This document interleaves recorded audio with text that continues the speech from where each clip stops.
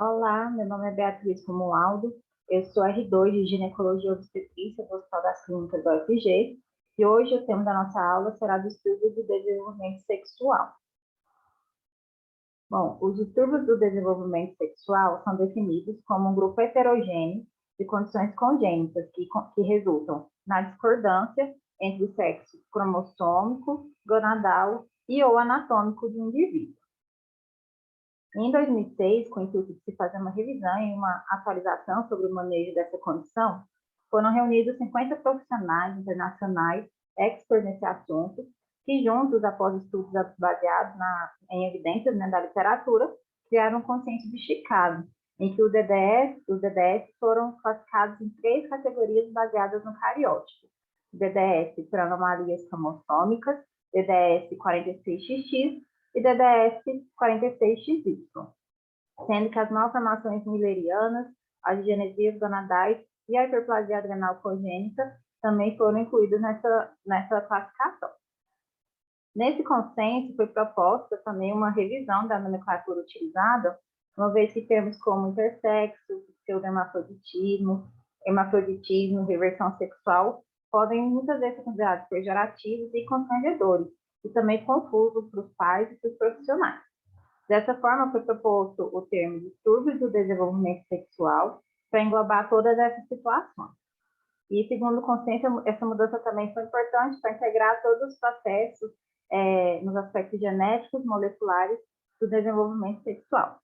Dessa forma, então, como a gente pode ver aqui nessa tabela, o termo intersexo foi substituído pelo termo DDS, os termos pseudohermafroditismo masculino, subvirilização e submasculinização do homem XY por DDS 46XY, o pseudohermafroditismo feminino, supervirilização e supermasculinização da mulher XX foi substituído por DDS 46XX, hermafrodita verdadeiro passou a ser denominado DDS ovo testicular, o homem XX ou reversão sexual passou a ser chamado DDS testicular 46XX, e a reversão sexual XY passou a ser denominada de digenesia gonadal completa 46XY. Nessa outra tabela, nós podemos ver a classificação dos DDS baseados nos cariótipos. Segundo essa classificação também é proposta pelo consenso de Chicago. Então, nos DDS, anomalias cromossômicas, entram condições como a síndrome de Turner, síndrome de Klinefelter, digenesia gonadal mista e o DDS ovotesticular. No DDS com cariótipo 46XX, entram a digenesia gonadal completa, 46XX, DDS ovotesticular, DDS testicular, situações de exposição a excesso de androgênios e as anomalias millerianas. E no DDS com cariótipo 46XY, entram a síndrome de insensibilidade ao androgênio, a digenesia gonadal completa, a digenesia gonadal XY parcial, deficiência na síntese de androgênios, anomalias de receptores de LH, distúrbios do hormônio milleriano, DDS ovotesticular e outras situações.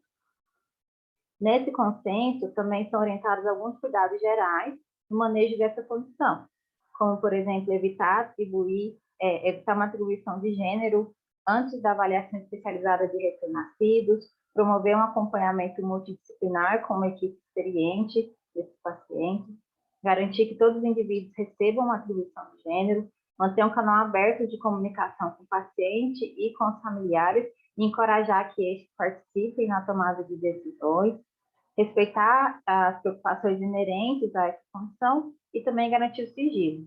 E, principalmente, enfatizar para a família que essa criança ela tem potencial para se tornar um membro funcional, bem ajustado da sociedade, e que um diagnóstico de DDS não deve ser considerado algo vergonhoso. Na avaliação clínica, é importante, na anamnese, a gente investigar dados como consanguinidade, exposição pré-natal a andrógenos, antecedentes familiares de insuficiência ovariana prematura, intercorrentes na gestação ou uso de drogas nesse período, o peso ao nascimento, o desenvolvimento e crescimento na infância e a presença de malformações concomitantes e cirurgias de hérnias na infância.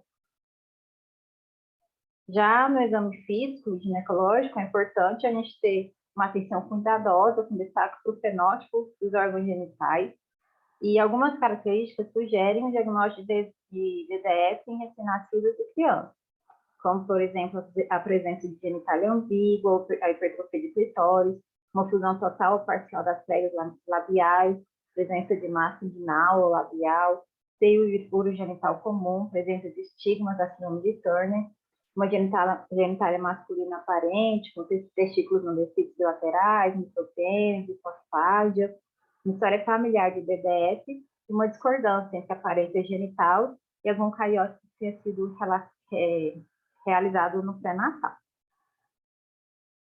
Já em crianças mais velhas, em adultos jovens, as seguintes características devem ser observadas.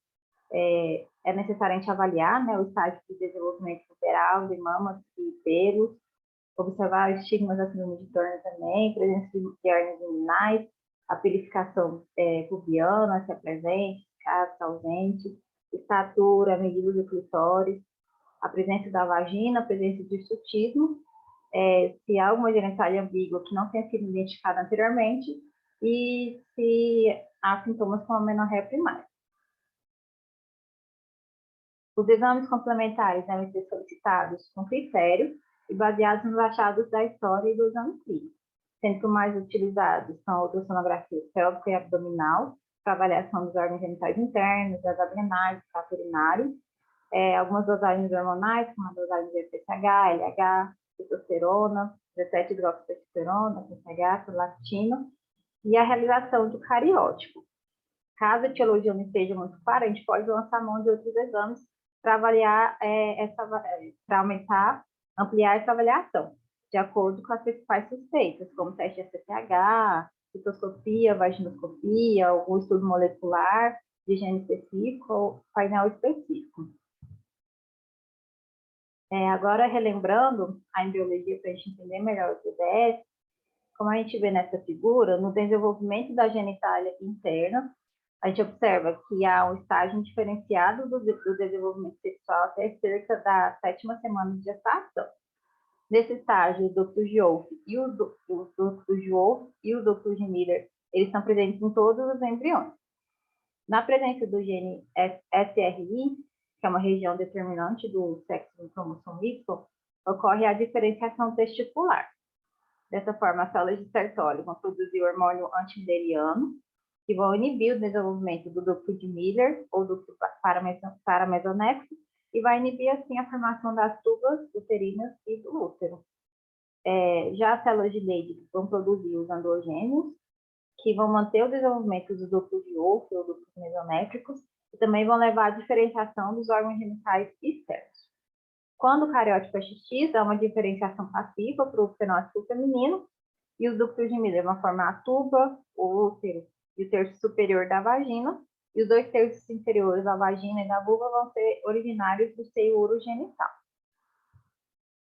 Já no desenvolvimento da genitália externa, há também uma origem numa estrutura embrionária comum, bipotencial. As características sexuais vão começar a se diferenciar na 9ª semana, mas só vão ser totalmente diferentes a partir da 12ª semana. No sexo masculino, as células de Leydig vão produzir testosterona, e por ação da enzima 5-alfa-redutase, vai ser convertida em dihidrotestosterona, que é um metabólito ativo potente da testosterona, e vai promover, assim, a virilização da genitália externa. Na imagem, por exemplo, nós podemos observar à esquerda uma genitália típica feminina e à direita uma genitália típica masculina. Agora, então, nós vamos abordar os principais tipos de DDS, lembrando que as digenesias gonadais, apesar de entrarem na classificação de DDS, não serão abordadas nessa aula de hoje, serão temas específicos para a próxima aula. Começando, então, com o DDS testicular, que anteriormente era denominado hermafroditismo verdadeiro. Essa condição é uma causa rara de ambiguidade genital, ocorrendo de 2 a 10%, e tem um cariótipo variável. 60% dos pacientes vão apresentar um cariótipo 46XX, 20% vão ser mosaicos ou quimera, 15% 46XY, e 5% podem ter aberrações estruturais do cromossomo Y. O DDS ovo testicular pode se apresentar os mais variados graus de ambiguidade genital, e durante a puberdade, com aparecimento de características heterossexuais, ou ainda na vida adulta, com infertilidade ou neoplasia. O diagnóstico é necessário uma comprovação histológica do tecido gonadal masculino e feminino no mesmo indivíduo, porém não necessariamente na mesma gônada, quando é chamado dessa forma de ovoteste. De acordo com o tipo de gônada e sua localização, pode ser classificado em lateral, quando o ovário está de um lado e o testículo de outro, isso geralmente ocorre em 20% dos casos. Bilateral, quando há tecido ovariano e testicular presente na mesma gônada, na forma de ovoteste, em ambos os lados. Isso corresponde a cerca de 30% dos casos. E unilateral, quando o ovoteste está presente em um lado e no outro lado a gente tem um ovário, um testículo, uma gônada digenética ou até mesmo nenhum tecido gonadal. O tratamento clínico dessa condição, que é a reposição hormonal, e o cirúrgico, que seria a correção da genitália interna e externa, vai depender da opção do sexo de criação, e a reposição hormonal, quando necessária, deve ser realizada na época da puberdade. A porção testicular é frequentemente genética, sendo descrita uma prevalência de 3 a 4% de gonadoblastoma e ou germinoma nessas situações. E quando diagnosticado em idade precoce, a melhor opção de criação é a do sexo feminino, tentando-se, quando possível, preservar a porção ovariana das gônadas, com possibilidade de puberdade feminina espontânea. E também de fertilidade, especialmente nas pacientes que são 46XX. Aí, neste caso, o tecido testicular deve ser removido. Agora, falando sobre o DDS 46XX, que na nomenclatura antiga recebia o nome de pseudohermafroditismo feminino. Nesse distúrbio, a gente tem uma discordância entre o sexo gonadal, 46XX, e a aparência fenotípica da genitália externa, que é masculinizada, como resultado de uma exposição excessiva do feto ao androgênio. Os ovários e as estruturas ductais internas, como o útero, o colo uterino e a parte superior da vagina, estão presentes, e a genitália externa ela pode ser virilizada em graus variados, dependendo da quantidade de tempo de exposição androgênica. A virilização ela pode variar desde uma clitoromegalia discreta até casos extremos, confusão labial, desenvolvimento de falo com uretra peniana, e níveis atipicamente altos de andrógenos podem acontecer devido a uma superprodução de andrógenos pelo córtex adrenal, pelas glândulas, ou uma fonte ectópica ou exógena de andrógenos. Nessa foto ao lado, por exemplo, a gente vê a presença de uma genitália ambígua, um recém-nascido portador de hiperplasia adrenal congênita. Falando então sobre a hiperplasia adrenal congênita, que é uma das principais causas de superprodução de androgênios, nessa condição, a gente tem um problema na enzima 21-hidroxilase, dessa forma, uma redução na produção de cortisol, levando ao aumento do ACTH por mecanismo de feedback, que estimula, por sua vez, a conversão do colesterol em pregnolona. Dessa forma, há um aumento de precursores que, por não conseguirem seguir a via da 21-hidroxilase, eles seguem a via para a transformação em androgênio, levando assim à virilização. A hiperplasia adrenal congênita, por deficiência de 21-hidroxilase, ela é responsável por mais de 90% dos casos de hiperplasia adrenal e provoca 3 formas diferentes de manifestações. A forma grave, também chamada de hiperplasia adrenal congênita perdedora de sal, é uma forma que tem sua manifestação logo após o nascimento, cursa com uma crise hipovolêmica, com perda de sal e risco de vida, acompanhada de hiponatremia, hiperpotassemia e acidose. Ela é causada por uma deficiência enzimática grave, o suficiente para acarretar a síntese inadequada de aldosterona. Essa forma, ela costuma ser diagnosticada mais cedo em recém-nascido do sexo feminino, porque a virilização genital geralmente é detectada ao nascimento.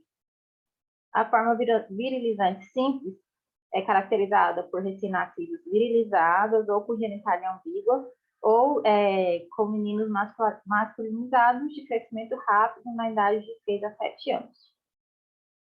Já a terceira forma, que é a hiperplasia adrenal congênita não clássica do adulto, ela é caracterizada por uma deficiência parcial na enzima 21-hidroxilase e produz uma hiperandrogenia mais leve e de início tardio.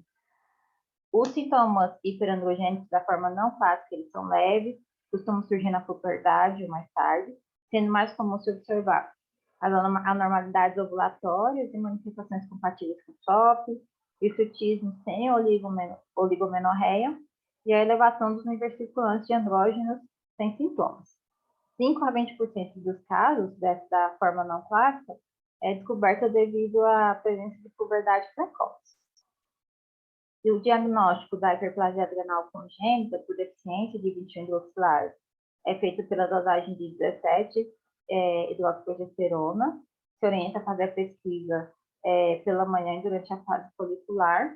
Se esse resultado estiver entre 280, orienta-se fazer o teste de ACTH, para diferenciar de outros casos de hiperandrogenia. Se esse resultado for acima de 800, está fechado o diagnóstico de hiperplasia adrenal congênita por deficiência de 21-hidroxilase. E o tratamento é feito com corticoides exógenos para reduzir os sintomas de hiperandrogenismo e a indução de ovulação se houver desejo de gestação. Outra forma de hiperplasia adrenal congênita é pela deficiência de 11-beta-hidroxilase, que corresponde a cerca de 10% dos casos de hiperplasia adrenal congênita. Ela ocorre devido a uma incapacidade de sintetizar a enzima 11-beta-hidroxilase de forma plenamente ativa, causando sintomas de diminuição da produção de cortisol, um aumento compensatório da secreção de ACTH, um aumento na produção de androstenediona, 11-desoxcortisol, 11-desoxcorticosterona e de IDEA.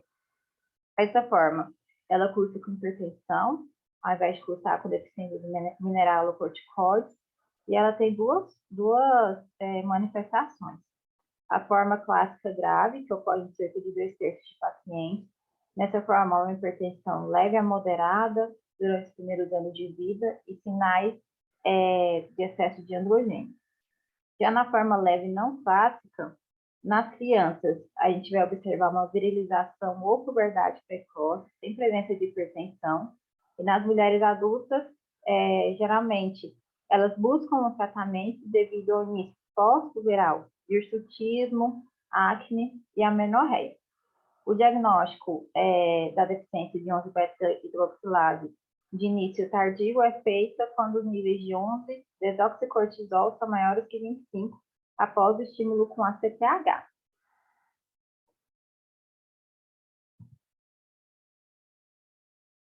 Como falado anteriormente, os DDS46XX, eles também podem ocorrer devido a uma superprodução de andrógeno de fonte ectópica, como ocorre nas neoplasias produtoras de androgênio.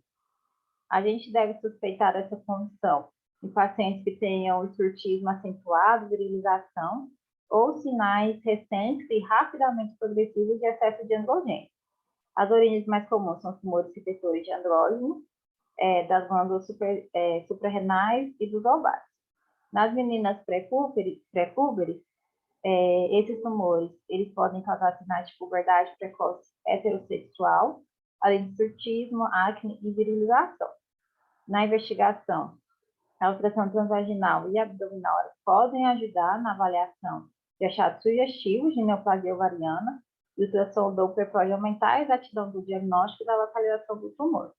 A TC é capaz de identificar tumores mais recentemente na adrenal, e na avaliação laboratorial, no site pensar em tumor suprarrenal, uma dosagem de sulfato de IDEA maior que 2 vezes o valor de referência.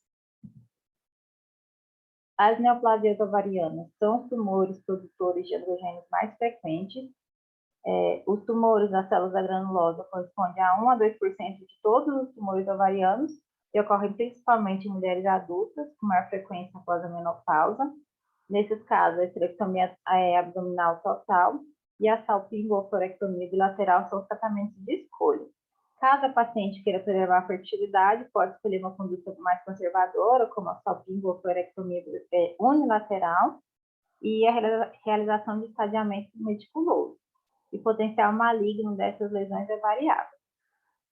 Os tecomas são tumores raros e costumam ocorrer mais em pacientes idosos, sendo que apenas 11% deles são considerados androgênicos. Eles são unilaterais em mais de 90% dos casos e raramente são malignos. A oophorectomia unilateral é um tratamento considerado satisfatório. Os tumores da célula estertole Leydig representam cerca de 11% dos tumores ovarianos sólidos e contém proporções variadas de células estertole, células de Leydig e de fibroblastos. Eles são os tumores viralizantes mais comuns nas mulheres em idade fértil, mas a masculinização ocorre somente em cerca de 1/3 dessas pacientes. 80% dos casos são diagnosticados em estágio inicial e têm baixo grau de malignidade. Já os tumores de células de Sertoli puros, geralmente eles são unilaterais. Nas mulheres na pré-menopausa, com doença estágio 1, é indicada a salpingo-oophorectomia unilateral. E os tumores, quando malignos, levam à morte com maior rapidez. Existem também as neoplasias ovarianas, que causam a virilização durante a gestação, como os luteomas, que estão associados a uma masculinização tanto materna quanto fetal. Essa não é uma neoplasia verdadeira, uma hiperplasia reversível, que costuma regredir após o parto. Há uma incidência de cerca de 30% de virilização materna e 65% das recém-nascidas nascem virilizadas. Lembrando também que a exposição a progestágenos exógenos ou androgênios também pode ser uma causa de virilização fetal. Isso acontece porque a placenta ela produz a enzima aromatase, que converte os androgênios em exógenos, mas níveis muito altos de androgênios maternos podem superar a aromatase placentária e causar dessa forma a virilização do feto. As neoplasias suprarrenais também são causas de DDS46XX, por superprodução de andrógenos, sendo a causa mais comum os carcinomas da suprarrenal, que são tumores agressivos, raros e têm uma incidência bimodal, com surgimento, na maioria dos casos, na idade de 40 a 50 anos. Ocorre uma virilização em 20 a 30% das mulheres adultas, com o carcinoma adrenocortical ativo, e esses tumores eles costumam ser grandes e detectáveis ao exame abdominal. Quando essas neoplasias causam virilização, elas costumam estar associadas a uma elevação de 11-desoxcortisol, e sulfato de idéia. Agora, abordando os DDS46XY, anteriormente denominados como pseudohermafroditismo masculino. Esse distúrbio ele ocorre devido a defeitos congênitos, que tem como etiologia os defeitos enzimáticos testiculares na síntese da testosterona, defeitos enzimáticos periféricos ou anormalidades no receptor de androgênios. A deficiência de 5-alfa-redutase, como eu havia falado anteriormente, essa enzima 5-alfa-redutase ela atua realizando a conversão da testosterona em dihidrotestosterona, que é o metabólito ativo potente da testosterona, que causa a masculinização dos órgãos externos. Com a deficiência dessa enzima, ocorre uma incapacidade de converter a testosterona via 5-alfa-redutase e em dihidrotestosterona. Dessa forma, os recém-nascidos podem parecer do sexo feminino ou ter uma genitália ambígua. Nessa imagem, a gente pode observar um paciente para DCXY com testículos tópicos e presença de fosfários. Na puberdade, o distúrbio se torna reconhecível devido ao início da virilização, com crescimento de pelos, de padrão masculino, aumento da massa muscular e o engrossamento da voz, que ocorre devido ao aumento peripuberal normal da secreção de testosterona nos homens. Mas esses indivíduos não sofrem masculinização dependente da dihidrotestosterona, como o aumento da genitália externa masculina. Falando agora sobre a síndrome de insensibilidade aos androgênios completa, também conhecido como síndrome de Morris. Esse é um distúrbio recessivo ligado ao cromossomo X, em que indivíduos 46XY têm um fenótipo feminino normal. Essas pacientes são resistentes à testosterona devido a um grave comprometimento do receptor de andrógenos. Então, dessa forma, elas não conseguem desenvolver todas as características sexuais masculinas que dependem da testosterona. A genitália externa é tipicamente feminina, mas os testículos eles podem ser palpáveis nos lábios ou na região inguinal. E os testículos vão produzir a substância inibidora mülleriana, que é funcional e que vai causar a regressão de todas as estruturas müllerianas, as tubas, o útero e o terço superior da vagina. E na puberdade, ocorre o desenvolvimento das mamas devido a uma aromatização periférica dos androgênios que vai levar ao aumento dos estrogênios, mas os pelos pubianos e axilares são esparsos. Então, o diagnóstico ele vai ser feito pela ausência da parte superior da vagina, do útero e das tubas. Uma alta concentração sérica de testosterona seria considerado normal, né, na faixa para os homens normais, e a presença de um cariótipo 46XY. Como característica, nós temos, então, fenótipo feminino, com desenvolvimento mamário normal, presença de amenorreia primária, pouco ou nenhum pelo axilar ou pubiano, útero ausente, mais testículos presentes, cariótipo 46XY, vagina em fundo seco e a concentração sérica de testosterona na faixa normal masculina adulta, hormônio luteinizante normal, A elevado, e inibina B na faixa de referência masculina. O risco de desenvolvimento tumoral na síndrome de insensibilidade completa, hoje em dia é visto como raro. A gonadectomia profilática precoce não é recomendada. No entanto, existe um aumento de risco por idade, sendo necessário que os pacientes sejam acompanhados de perto e a gonadectomia seja realizada após a puberdade, de forma individualizada. O principal diagnóstico diferencial da síndrome de Morris é a síndrome de Mayer-Cluster-House, que é uma agenesia mülleriana, sendo as principais características da síndrome de Rokitansky o cariótipo 46XX, o útero ausente, uma vagina em fundo cego, os pelos axilares e pubianos normais e a presença de uma função ovariana normal e concentrações séricas de andrógenos e estrógeno na fase usual feminina. Então, como a gente pode ver nessa imagem ao lado, em Rokitansky a gente tem um encurtamento da vagina, a cavidade vaginal mais curta, mais estreita, fundo cego, e o útero ausente ou subdesenvolvido.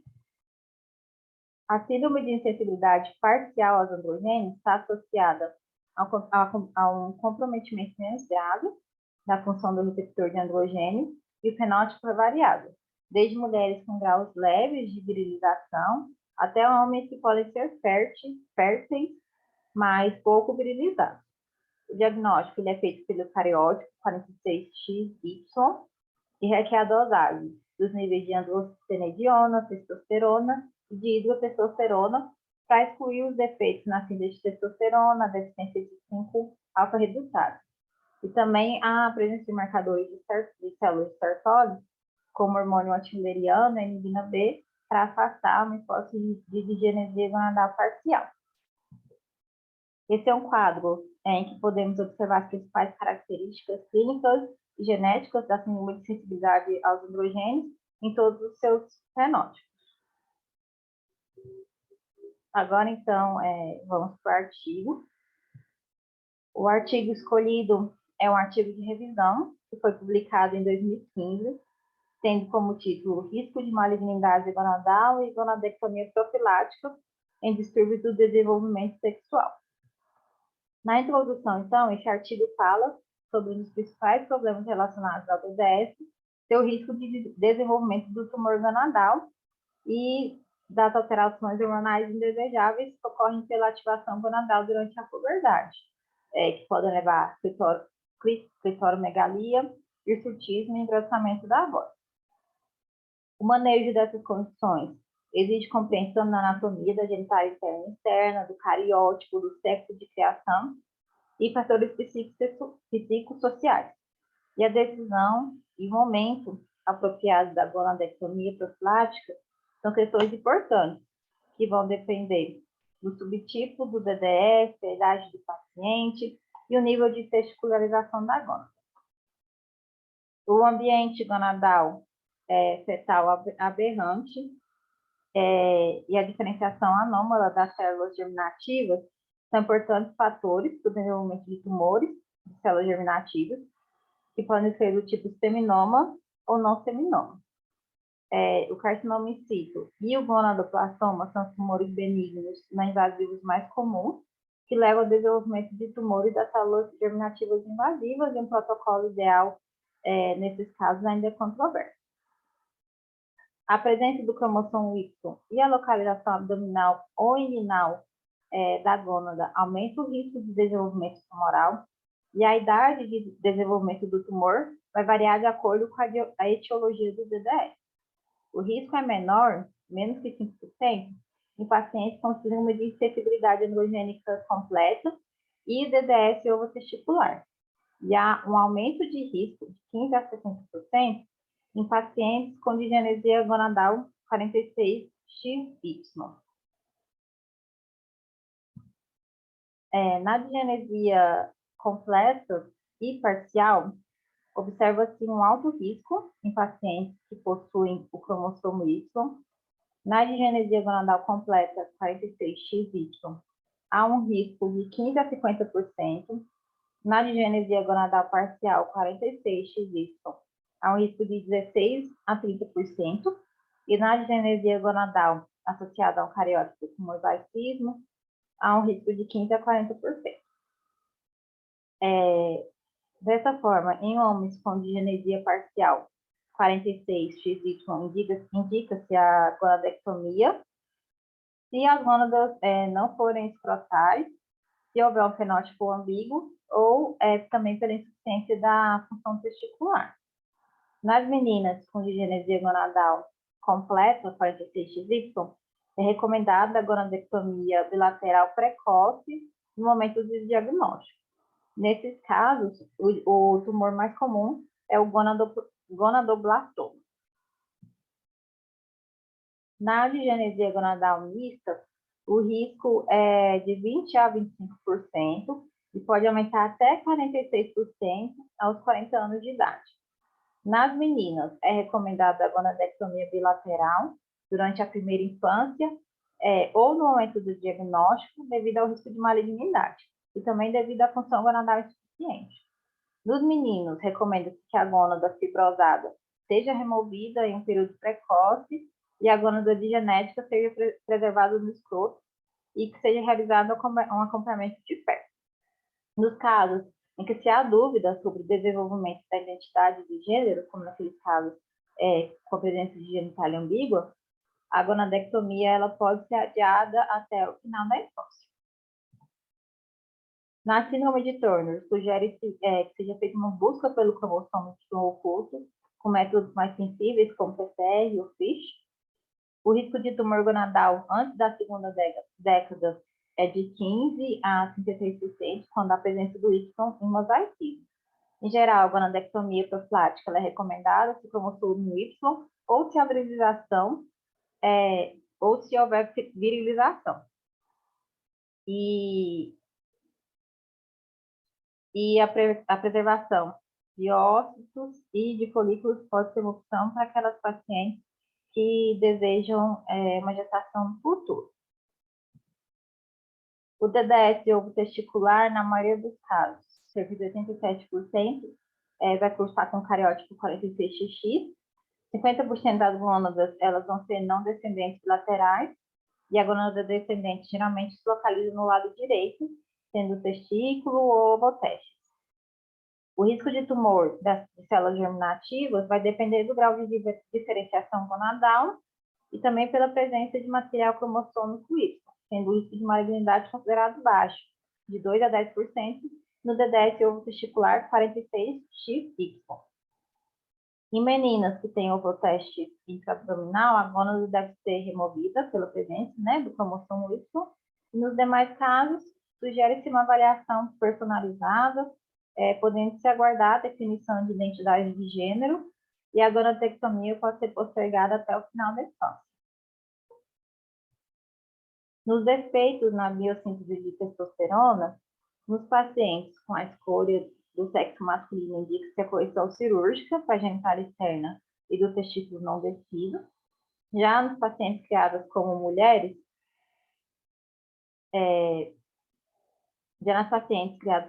indica-se a remoção das gônadas para evitar a mobilização na puberdade e das estruturas derivadas do ducto de Wolff e também uma cliteroplastia. Nesses casos, o risco de tumor gonadal é baixo, menor do que 5%. Na insensibilidade completa aos androgênios, o risco de tumor gonadal é de 0,8% a 2% durante a pré-puberdade e aumenta até 30% durante o final da idade adulta, sendo os mais comuns o gonadoblastoma e o digerminoma. Se realizado no acompanhamento de perto, recomenda-se que a gonadectomia seja adiada até o desenvolvimento da mama estar completo, que ocorre geralmente por volta dos 16 anos. E, além disso, na insensibilidade completa, observou-se um alcance de maior altura e também de maior densidade óssea em pacientes sem gonadectomia. Na insensibilidade parcial aos androgênios, observa-se nas meninas um risco de tumor de 50% se a gônada não for escrotal. Dessa forma, é indicada a gonadectomia no diagnóstico e também para prevenir uma virilização na puberdade. Nos meninos, indica-se a orquidopexia, preferencialmente realizada no primeiro ano de vida, e que a gonadectomia seja adiada até a puberdade. Essas foram minhas referências. Muito obrigada pela atenção.